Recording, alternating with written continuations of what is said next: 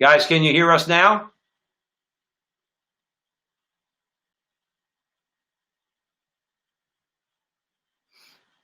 All right, I don't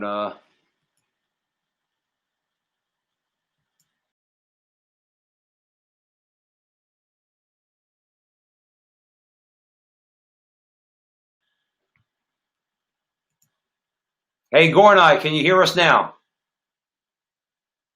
You're on, okay.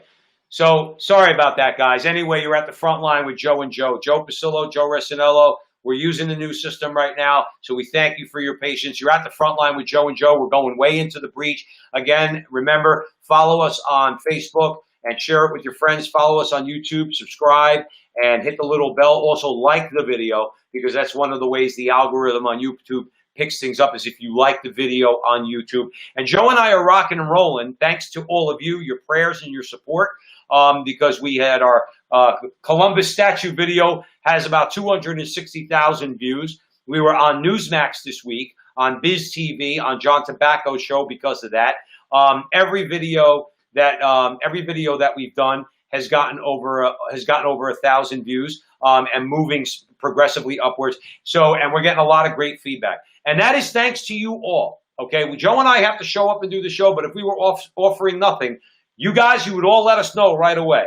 It's because you like what we're doing, you like the message that we're sending, and the way we're talking about these different, atrocities that are going on, and that's what's driving our success. So really, a heartfelt thank you to all of you. Having said that, okay, let us go into the breach. We got a few things we need to talk about. I have a sneaking suspicion that we're starting with Joe Biden. But actually, before we even get into Biden, I want to talk a little bit about an interview which we're probably going to have this week with Buddy Fortunato. You should yes, please bring. I'll bring that up. Now, there was the whole Columbus statue incident down in front of the St. Francis Xavier Church, which most of you people have seen.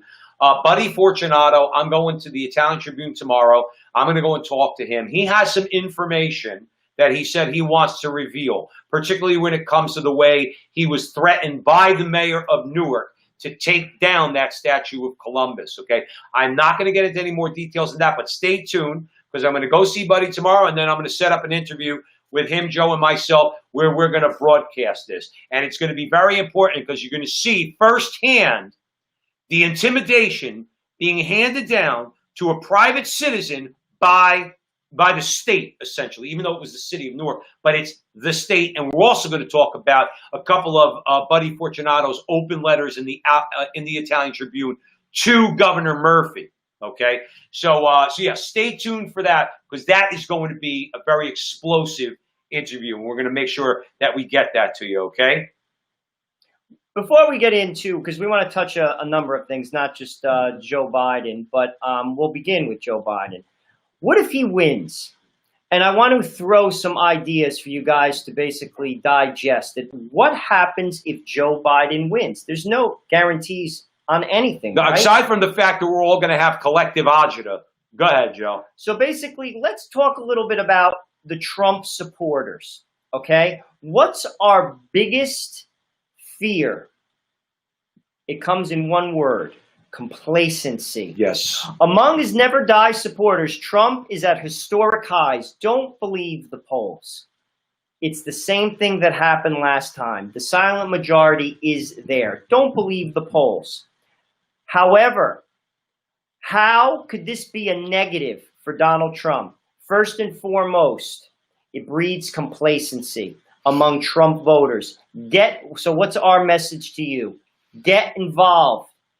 Donate money. Volunteer. Doesn't have to be a lot of money. Doesn't have to be, you could just in terms of social media activity, in terms of having a good reason why you vote for Donald Trump. Remember, if someone asks you, how could you vote for Donald Trump? Here's your answer. Judges. Judges. We want constitutionalists on the court. I am not interested in activist judges. You see, that's not a political response. Oh, you're this, you're that. No, I'm not. I want judges. And are we going to cover Cuomo and de Blasio at all? In other words, or were we? Because we could allude to it now and let everybody know the importance of judges. But before we do, real quick, want to give a quick shout out because, like I said, we're very excited. We're across all these platforms, so we got a lot of people joining us right now. Got Rosemary. Rosemary's been a big support. Arvin, my baby's out there. Jonathan at Holy Faith. Gornai, Anthony, Basila, Paisan. Jane's out there. Hang on one second. And Lulu. And I know Bernadette, one of my childhood friends from North New Jersey. She probably caught the Columbus statue fiasco. So she's now a fan of the front line with Joe and Joe. And we got a bunch of other people. John's with us. So anyway, yeah. So when it comes down to judges, think about it. Kathy's with us. Bill's saying, gentlemen, listening from behind enemy lines. Bill's a deacon in the Catholic Church. Anyway. And Dan just joined us, a big supporter. So here's the importance of judges, real quick. Cuomo and de Blasio, we covered this on our Crusade Channel show. Cuomo and de Blasio got wrecked in court, okay, by a U.S. District Court judge named Gary Sharp. And basically, and we're not going to go into the whole thing, but if we're using this as an example, Gary Sharp told Cuomo and de Blasio, you have, and Letitia James, the Attorney General, you have exceeded your authority. Exceeded your authority. You do not have the right to shut down religious services. You have not proved that you're not discriminating against religious services. And why do I bring it up? Because it was a judge with a binding decision. A binding decision. So that Cuomo and de Blasio had to either A, start declaring other businesses or impose orders on other businesses or let up on church services. Not just the Catholic Church, the synagogues, the Protestant churches, all of it. Okay, so yeah, how important it is to just answer somebody very simply. I'll vote for Trump for a number of reasons. First and foremost, primary issue, judges. It's about judges. So it is. We said that in 2016. We still say that. And frankly, that is a good response. So again, having good answers and good responses are very important and be able to back it up. But also, I want to throw this perspective. This is from a gentleman. His name is Charles Hurt. And this was his perspective with regard to a message to Trump supporters. He basically said that there's a profound lack of enthusiasm among the Democratic voters for Biden this year. And that's a huge silver lining for the vice president. Interesting. This is what he said. He's comparing it to Clinton. And he said the Democrats don't care about Biden either way, so they'll vote for him. Right. In 2016, many Democrats detested Hillary and didn't vote for her because of it. And what basically Charles Hurt said, the broad apathy towards Biden means many Democratic voters don't exactly love the guy, but the same apathy also means they don't hate him, which means they'll vote for him. So, and that's the thing. I mean, imagine, let's say, some Republicans really not liking Mitt Romney in 2012. Ooh, there's a shock. Full confession. I voted for Mitt Romney. Okay, I regret that decision. I wouldn't vote for him for dog catcher as far as it goes. But that's in hindsight. There's a lot of people that, let's say, didn't vote for Mitt Romney. In the same way in 2016, there's Democrats that detest Hillary Clinton, just like Charlie Hurt said.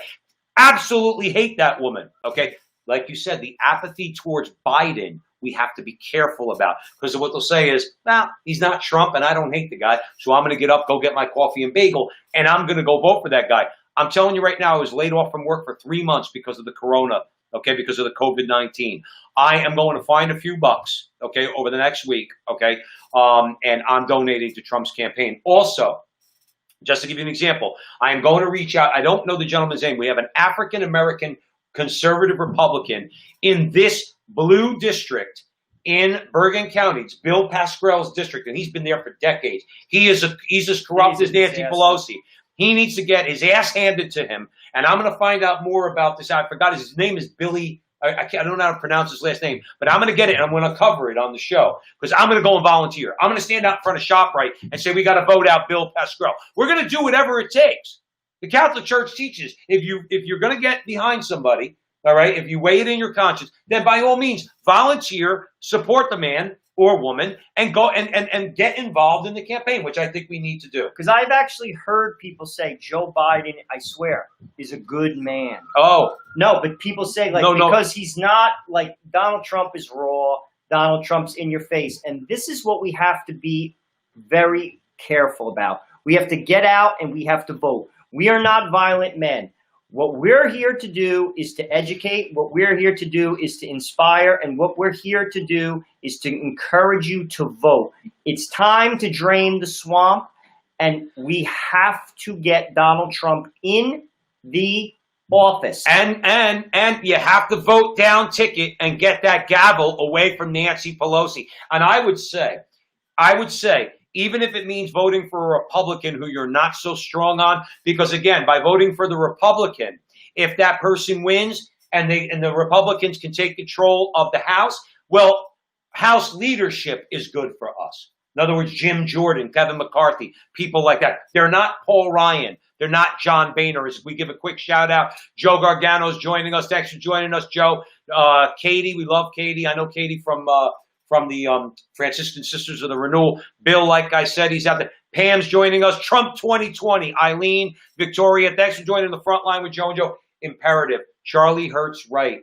We cannot be complacent. We know that they're lying, Joe. Do we not? We know that the pollsters are lying. They have polls where they'll tell you flat out, well, the poll was conducted via cell phone. Well, who uses cell phones? Young people. How do young people vote? Democrat.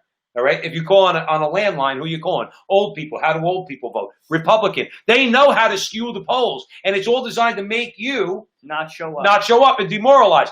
But Charlie Hurt's right. Complacency will also make you maybe not show up. We can't afford to do either. Diligent, straightforward, Trump 2020, because we want sane judges. And keep this in mind. While you can't find a single protester cheering on Biden, because nobody cares about Joe Biden, there are plenty of counter-protesters out there who do passionately despise Donald Trump. And they're proud to show it. Yeah. So keep that in mind. We have to show up. We have to let the silent majority speak. And we have to drain the swamp. We have to get rid of Pelosi. We have to get the Congress back. We have to keep the Senate. We have to maintain the presidency. And we have to ensure that we get good judges on the court to defend the Constitution and to continue the American way. Exactly. And Pam says the polls had Hillary winning. Exactly right, Pam. At this point, 4 years ago, Hillary was trouncing Trump in the polls, and we saw what happened there. Lulu, got to disagree with you. I don't know what your political affiliation is, but Lulu, listen to me.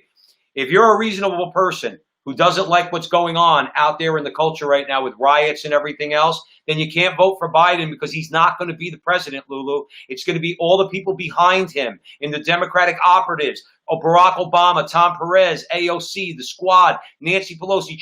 Joe Biden will not make one single decision. Not one. We all need to get that through our heads. He'll be a figurehead in their revolution, and he will be declared incapacitated within 6 months. And then this vice president is going to become president. And that's going to be a lot scarier than Joe Biden. So I'm sorry, Lulu.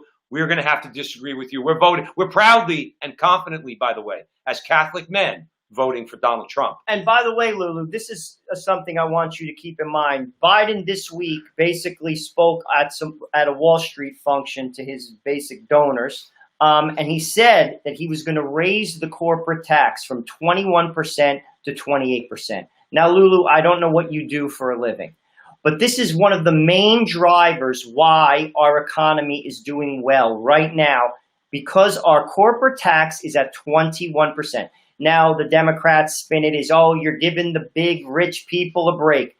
Actually, no, you're giving the employees a break, because when the corporate tax is high, corporations fire people. That's right. This is basic economics. And anyone who says that Barack Obama built this current economy, they don't know what they're talking about. And I'm giving you basic economic theory. Barack Obama's corporate rate was in the low 30s. It was the third highest corporate rate in the world. What does that mean? It means jobs go overseas. What it also means is the corporations themselves do not hire people like you, Lulu, people like me. Us.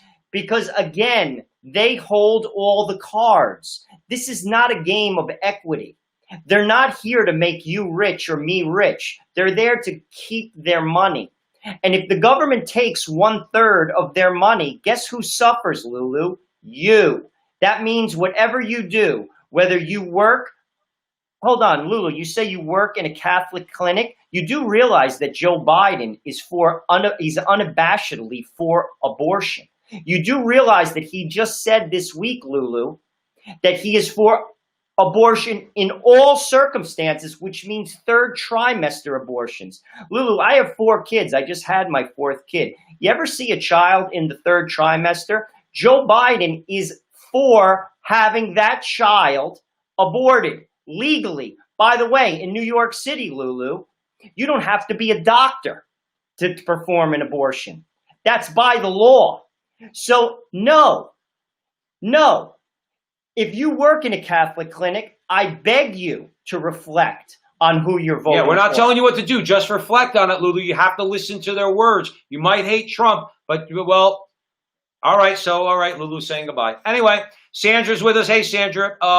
Katie says socialism, communism will come to fruition if Trump doesn't win. You bet your bottom dollar that's going to happen. Lulu, that's not lies. Look it up. Yeah, you go look it up. Sorry, I'm telling you the truth. Because you don't want to hear it doesn't mean it's not true.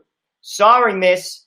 It is true. That's right. So let's move on. Well, let's talk a little bit again about the tax cuts, the corporate tax cut. Joe Biden wants to raise the corporate tax from 21 to 28%. What does that mean to you, regular Americans? I'll tell you what it means. Unemployment will unquestionably rise.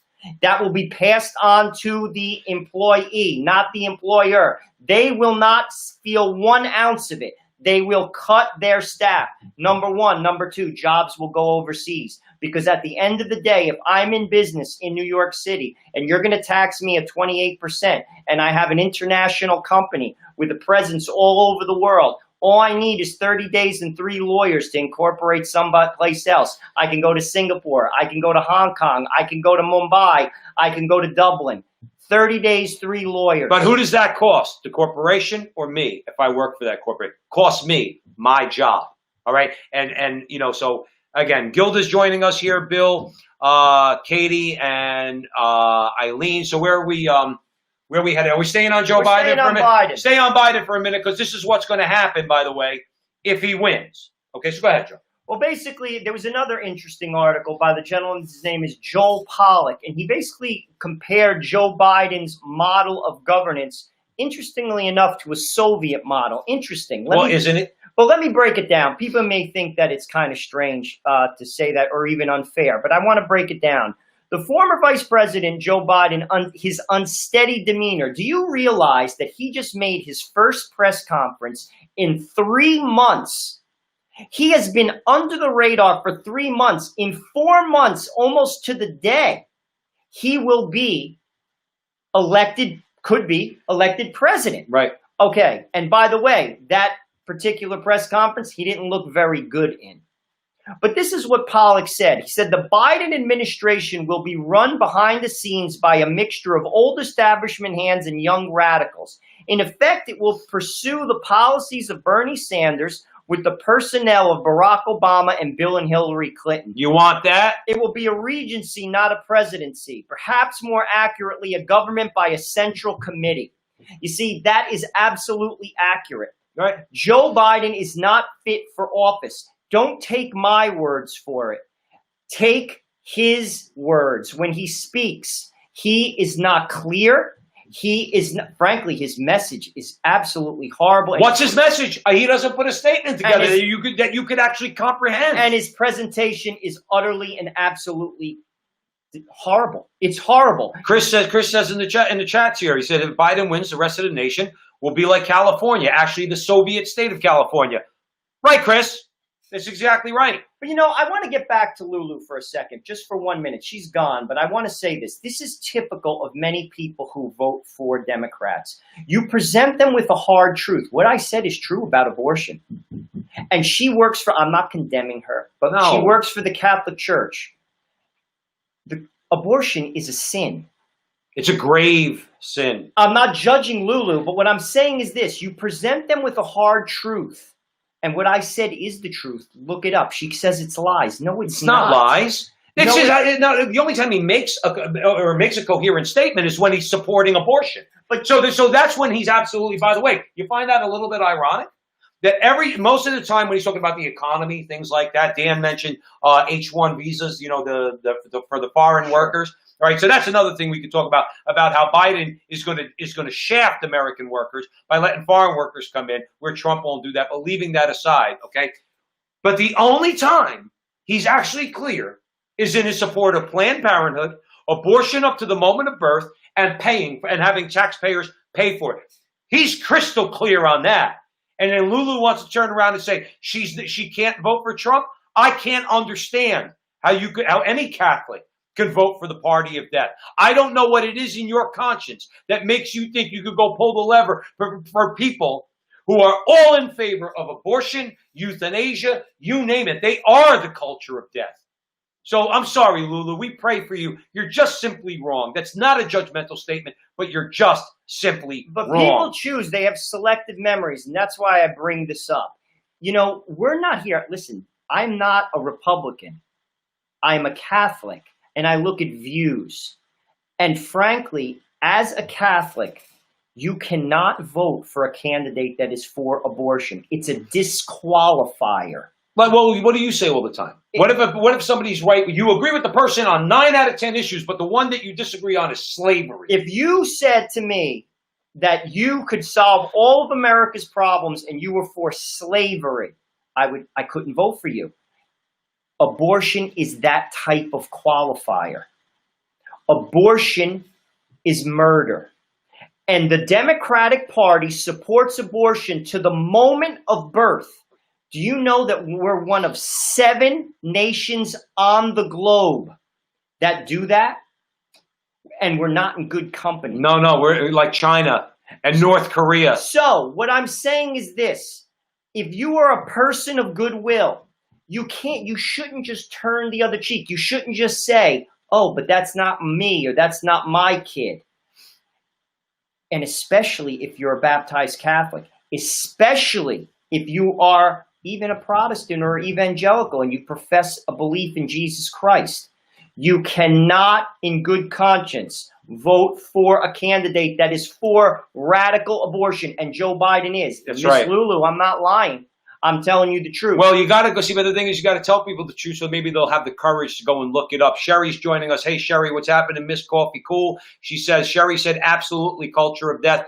And she made the point that if you want Bill and Hillary and Obama and Tom Perez, Sherry said, go vote for Biden because they will be in effect running this country. You know what makes me even more scared than that? Okay, those are the establishment Democrats who are all wackos anyway, would be when the squad is able to tell Joe Biden what decisions he's going to make. Now that makes an Italian-American like me, Roman Catholic from North Jersey, shaking my boots a little bit, if you know what I mean. If AOC, Ayanna Pressley, Ilhan Omar, and the rest of the squad have their way, forget about it. Joe, we always said, when their revolution comes, if it's ever successful, Joe and I are going to be the first in the guillotine. But the rest of you, I mean, we'll pray for you from heaven as long as our Lord Jesus Christ allows us into heaven by the grace of God. But it would be disgusting. This country's in bad shape enough as it is, with them threatening and rioting and everything else. If Biden wins and those people are actually running this country, forget it. We're toast. And Dan makes a good point, too. They're godless. The Democratic Party is godless. So anyway, Joe Resinello, Joe Pasillo at the front line with Joe and Joe. And we're glad to have you all. We're streaming across all platforms now, particularly Facebook and YouTube, Holy Faith Media, Frontline with Joe and Joe pages. We got a lot of action right now in the comments. We have Bucius Maximus joining us. So welcome. I haven't seen you before, but welcome. Anne's with us. Anne contributed to our GoFundMe campaign. Thank you, Anne. And yes, if you're interested in dropping a couple bucks in the GoFundMe campaign on our Facebook page, you'll find the link for that. And you can please support us with your prayers. But if you could throw in a few dollars, that'd be great. So where are we headed next? Well, we would be remiss if we wanted to talk a little bit about what if Joe Biden won. We kind of went off on a bit of a tangent due to Lulu, but I couldn't help myself. I want to talk a little bit about the mob. And I'm not talking about the Italian mob. I'm talking about the mob out there, the voices that are basically manipulating the average American, particularly when it comes to speech. You're not permitted to say what you feel anymore. And I'm not talking about bad things. I'm just talking about your opinion. I was talking to my neighbor this weekend who's a state trooper, and he said, Joe, free speech is about what we're doing right now, talking across the street where both of us are mowing the lawn. Free speech isn't free anymore. This is something that Joe and I recently discussed on Liquid Lunch, which is on Newsmax this week. And I want to talk about the mob's effect on corporate America and its employees. I want to begin with Boeing, and then I want to move to Nike. A Boeing executive resigned over a 1987 op-ed where he opposed women in combat. Let me break this down. Nigel Golightly penned an op-ed when he was 29 years old. He was a lieutenant in the U.S. Navy. This is what he said. At issue is not whether women can fire M60s, dogfight MiGs, or drive tanks. Introducing women into combat would destroy the exclusivity of males' intangibility in war, in fighting, and the female image of what men fight for: peace, home, and family. What does that mean? Men sacrifice, go out to fight like they did in every war up until they passed all this nonsense, so that we have women on the front line. Men go out and fight for God, country, and family, or God, family, and country. Well, that's the way it is, and it's men who are supposed to dodge bullets, not women. Not that they're not capable, like he said. That's what he said. Not that they're not capable, but that's not their role. And that's not what they do. And I have a daughter, and Joe has a sister, and I would never want my daughter to go to war. I wouldn't want my son to go to war, but I particularly wouldn't want my daughter to go to war. And I don't think that this is such a horrible statement. And also, we've covered this on other shows. The U.S. Marine Corps have done studies that basically said that in combat, men perform better. That's studies. And we've covered this on our show. And at the end of the day, I, speaking as a father, would never want my daughter to go to war. Well, this is what this man wrote in 1987. Again, he was an executive in Boeing.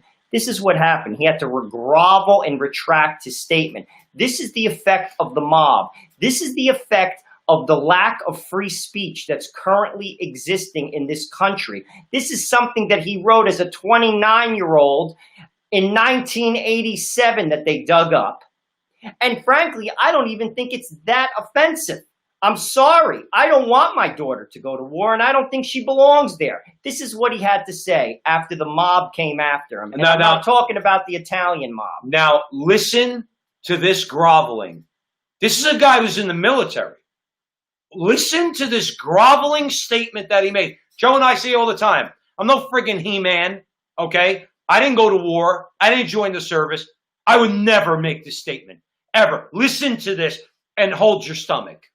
My article was a 29-year-old Cold War Navy pilot's misguided contribution to a debate that was live at the time. Gottlieb said in a statement introduced in Boeing's announcement, "My argument was embarrassing, wrong, and offensive. The article is not a reflection of who I am, but nonetheless, I have decided that in the interest of the company, I will step down." I don't even think what he said was wrong. If I scour every corner of my heart, I can't think of one thing that he said that is wrong. You're talking about in his original statement, right? But this is what happens when we have cancel culture. Cancel culture has to be canceled. You don't have the right to cost somebody their job because they don't agree with you. And the government is not stepping up, and all you conservatives better get it through your head. We need government action. I know we don't like that as conservatives, but we need the government to step in all places, whether it's the military, whether it's in corporate America, and say, you cannot fire somebody based on viewpoint discrimination. If somebody said they're against gay marriage, that's their business. And also what he's basically saying is women can do what a man can do. They could fire a gun, they could fly a plane. However, I don't believe, in my opinion, that it's their place to go to war, that it's a man's place to go to war. I don't think that that's that's your opinion. Why should he have to suffer financially for that? Right. That's simply your opinion, and you're entitled to it. Hey, Joe, let's get it straight. Their attitude is, it's lucky we're just costing you your job for now, because when the time comes, if they win, they'll say, we'll cut your throat if you disagree with us. They're just softening us up by costing us our jobs. We already know what's going to happen to us. Okay, that's why we're fighting so desperately. Not because I'm a Catholic man. I die, I want to go to heaven. I have the hope of heaven and being saved. I stay close to Christ. So does Joe. Our families. We go to confession. We receive Jesus in the Eucharist. I don't care about that. What about the world we're leaving our kids? What kind of world are we not going to say something to our fellow man to say, are you going to, like Lulu, are you going to open your eyes and understand what it is you're voting for when you're voting for the left? That's all they're about. This is not the Democratic Party of your grandparents. Oh, I've said this time and time again on our show. Many Italian Americans, Anthony Basil, who I grew up with, who's now working out in Indiana, he's a veteran of the Air Force.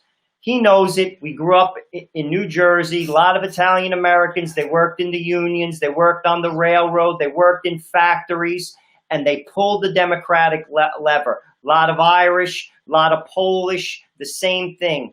This is not the Democratic Party of your grandparents. And you simply have to look at the issues. And you simply have to look at what this mob, and it is a mob, did to this man who made a statement that, frankly, I don't think was a bad statement. It's simply his opinion. And they had to go back 30 years to get it. And he was 29 years old. And he has to resign from his position. Is this the America that we fought and died for 240 years? Nope. Is this free speech? He didn't say anything bad. He didn't scream fire in a theater, yet he had to resign his job because the mob called for it. Right. That is a disgrace, and that is not an exercise of free speech. And if I was him, I would not have resigned. I would sue them. And that's what we have to start doing. You made a point. You made a point on our Crusade Channel show, which, by the way, if you want a 30-day free subscription to the Crusade Channel, you could go do a free trial, Mike Church, at crusadechannel.com. Crusadechannel.com. Joe and I are on there, along with a lot of great shows.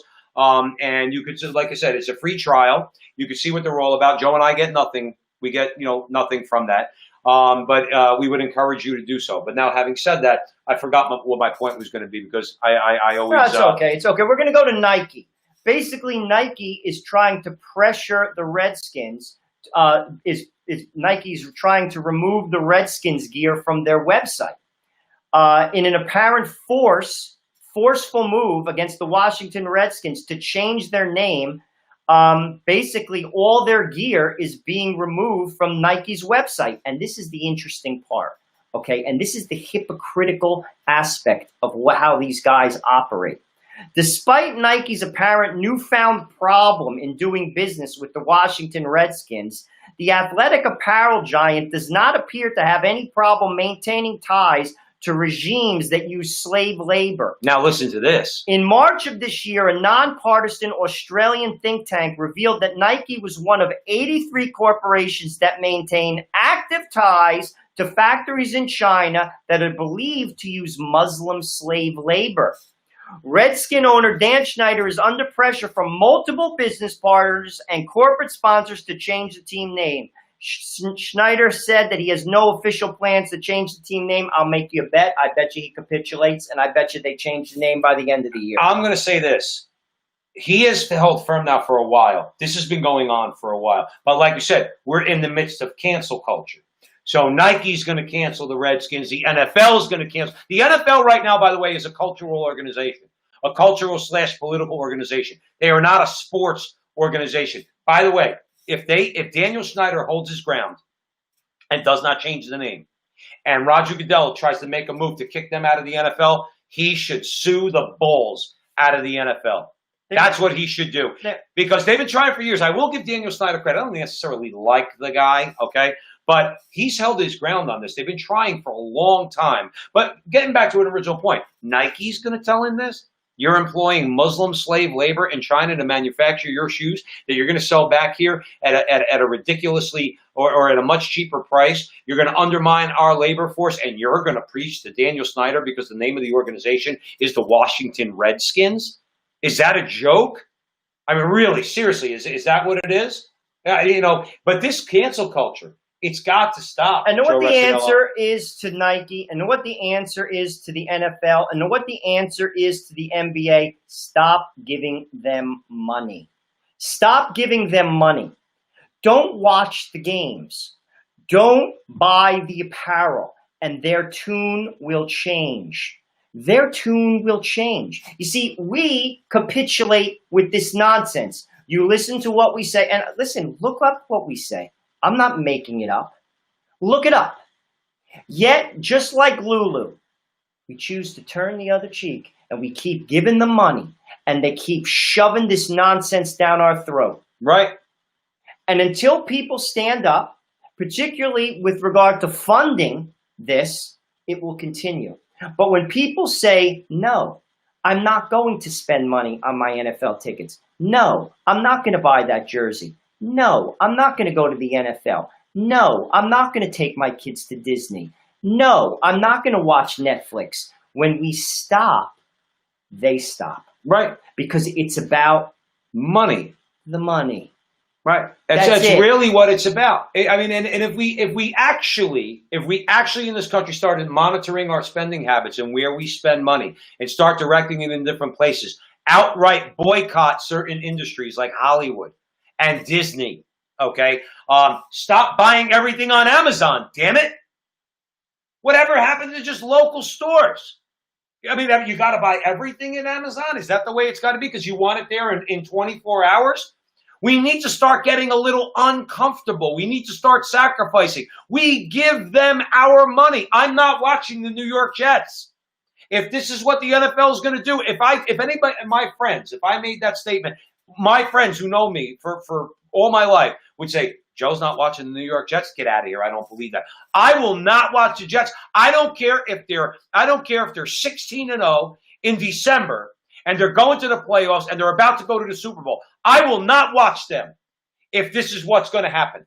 I will not. I swear, Joe. I'm not going to do it. I haven't watched the NFL in 2 years. I'm not going to be a hypocrite. I've canceled Netflix. Okay, they made a movie portraying Jesus as a homosexual, or they let a producer onto their platform who produced a movie that portrayed Jesus as a homosexual. So I don't care if it's $13 a month that I'm saving. I'm not giving it to Netflix. But here's my question. What if it was 1 million people at $13 million a month that Netflix was losing? Maybe then they'll wake up. What if parents stop taking their kids to that pagan shrine that we call Disneyland, okay, to go and bow at the altar of Mickey Mouse, okay? What if they stop doing that?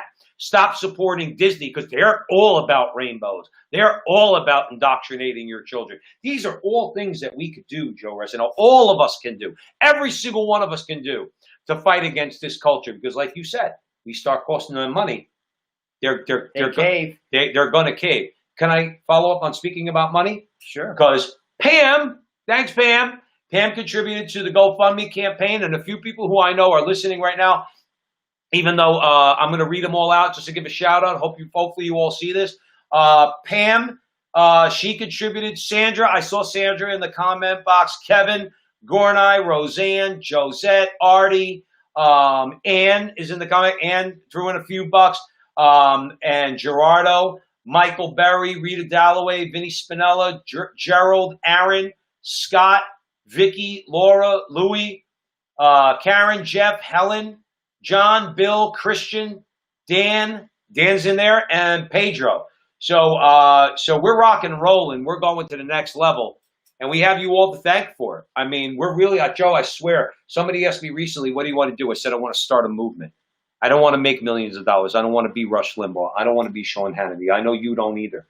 We want to make our living doing this. I wouldn't mind paying the bills doing this. I'm not going to lie about that. I'm not interested in millions, not interested in moving out of New Jersey. In other words, because this is my state, love it or not, okay? This is my state. But what we want to do is we want to start a movement, and the movement's got to be rallied. Yes, it has to be Christocentric, I think, okay? We have to rally around the truth, which is Christ. Obviously, others of goodwill can come and join us who agree with us in this culture war, Joe. In other words, they're against abortion. They're against rainbows. They're against all this nonsense. And we're not against people. No. We're simply Catholic men who believe in what our religion teaches. Just like Orthodox Jews, just like Muslims. And you see, this is, again, where this country used to be about plurality. It used to be about we could have a dialogue. That's no more. That's gone. You see, I have every right to believe what my religion teaches. I have every right to express my opinion based upon the fact that I am a Catholic man. I thought we lived in America. That is no longer the case. That is no longer the case. And you know something? This is where we are. Free speech is no longer free. There's a cost. And this is what we have to fight against. And that is why I openly say we must vote for Donald Trump. And I'm going to tell you why. And I'm going to tell you why once again. It's about judges. We need judges to stand behind the Constitution. So when they do what Nike did to the CEO, when they do what they did to that executive in Boeing, you have a judge to support you in court. Yep. Because without that, you're lost. We're not going to make it without a judiciary. We have to take, the conservatives gave up the judiciary really years ago, all right, and they allowed the left to run roughshod over the Constitution. Now they're waking up and starting to fight back, okay, and have been now for the last few years. I'm going to put it like this here. I don't know if I said it on our Facebook show, our live show on Sunday night or on the Crusade channel. Think of it this way. Not every judge that Trump puts up is going to be a winner. They're just not. There's been a couple of clunkers. That's life. But I'll take 90% of the Trump judges who are sane, who are rational, who are constitutionalists, over 100% of, we say Biden's judges, but they won't be Biden's judges. There'll be Obama's judges. There'll be Nancy Pelosi's judges. There'll be the squad's judges. I'll take 90% of Trump's judges being good over 100% of theirs being our worst nightmare. If you think Kagan and Sotomayor are bad, or Stephen Breyer or Ruth Bader Ginsburg, the AOCs of this world, they got something else in store for you, and you're not going to like it. I'll tell you that right now. So yeah, that's it. That's it. That was good though. I mean, we covered a lot of ground in only 3 stories, but we're very excited. We really are. Seen a lot of new names here listening to us at the front line with Joe and Joe. And again, we're on Facebook Live. We're on YouTube. We're on Holy Faith Media, Arana Nation. We want to thank you all. There was someone in the comment box said, "These guys are real men." I think that is a real compliment. Well, that's nice. And thank you very much. So yeah, remember to follow our page on Facebook. Please like us there. Share it with your friends. Go over to YouTube if you're not there already. Like the video and hit the little subscribe button. And I guess if anybody has any questions before we go, then you might as well hit us now. We'll give it a couple minutes. Katie says John Roberts was on the Epstein plane. I haven't heard that, Katie, so I'm going to take your word for it. Victoria says, I worship God all day long as churches have gone too soft. Well, that's true. Rita's joining us.